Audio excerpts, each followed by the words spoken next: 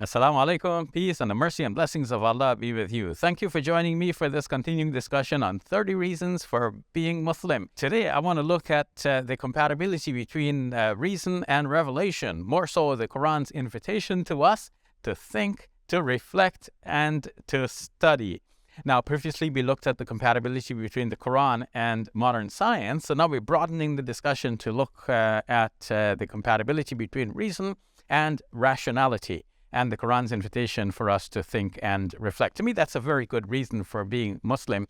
A lot of Muslims are very much enthusiastic about the idea that the Quran really takes that stance and gives us that encouragement to go ahead and think and to reflect and so on. If you step away from the Quran and Islam for a moment, we look at the broader picture, we see that in the world's religions, people really struggle with the conflict between reason and revelation. On the one hand, they have certain faith items, creeds, and dogmas that they're supposed to believe in, and they find it very difficult to hold those beliefs. Some of these beliefs seem rather contradictory and difficult to comprehend. For example, who exactly is their God, and how does God forgive sins, and so on. All of these things sometimes are found to be very different from what a reasonable person might conclude.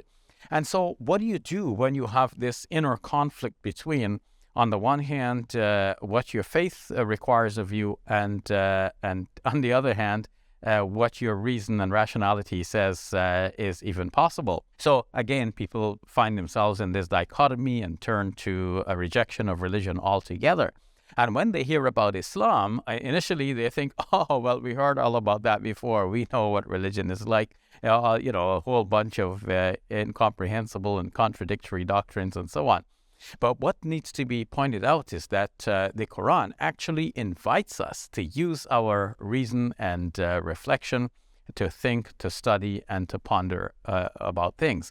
So, for example, the Quran tells us about in the second chapter regarding the people before us that they did not use their reason. The Quran is asking them, أَفَلَا تَعْقِلُونَ? Do you not use your reason?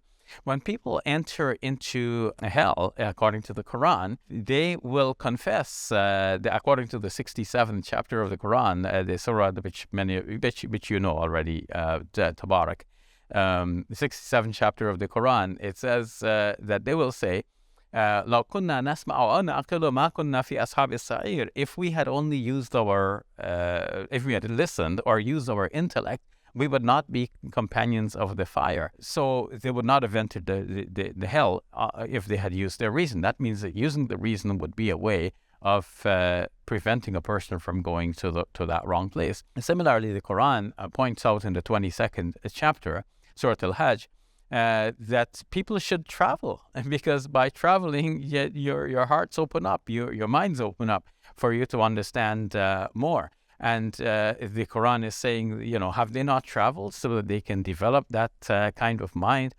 which will understand the truth?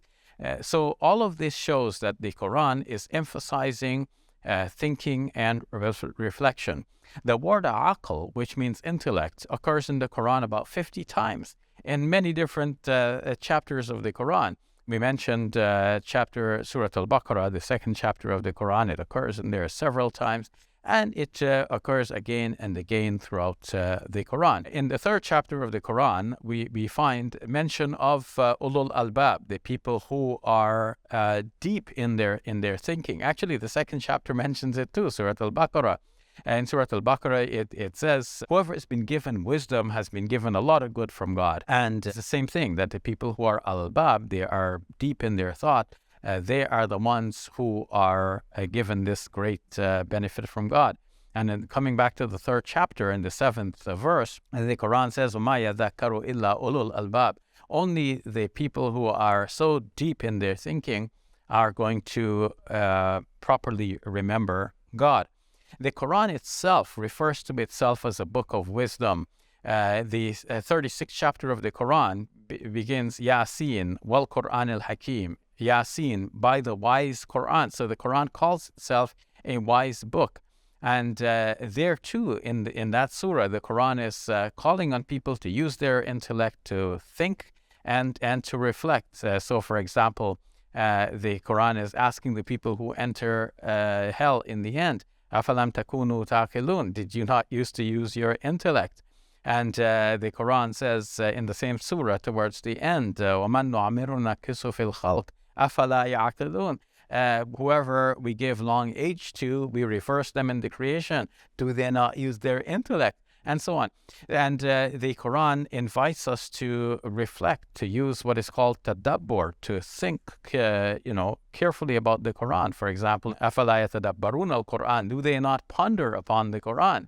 And the Quran tells us to think and reflect on the Quran itself and on the creation of the heavens and the earth. So in the 3rd chapter towards the end, وَيَتَفَكَّرُونَ فِي خَلْقِ السَّمَاوَاتِ وَالْأَرْضِ, and they reflect on the creation of the heavens and the earth. So, we can go on and on about this. There are so many statements in the Quran about the use of the intellect, about thinking, reflection, traveling, seeing more, examining things, and so on.